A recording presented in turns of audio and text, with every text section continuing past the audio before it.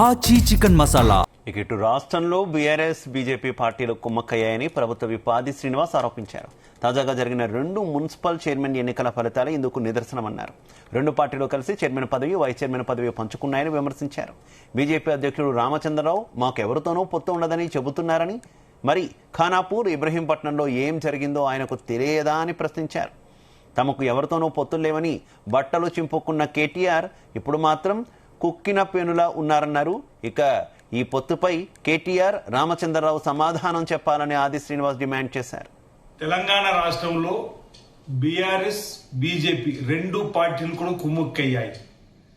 తాజాగా జరిగినటువంటి మున్సిపల్ ఎన్నికల్లో 2 పార్టీలు కుమ్ముక్కయ్యాయి.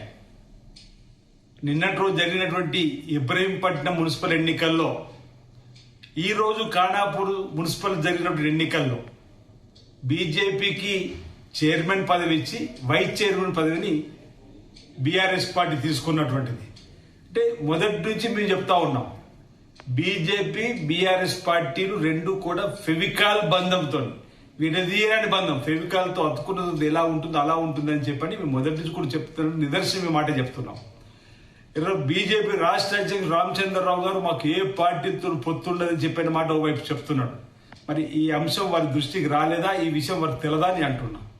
ఈరోజు ప్రజాస్వామ్య గెలుపంటూ మాటలు దాటవేసే ప్రయత్నిస్తున్న కేటీఆర్ గారు ఈ పరిణామాలపైన కిమ్మనుకుంటూ ఎందుకు ఉంటున్నాడనేది కూడా చెప్పాలి.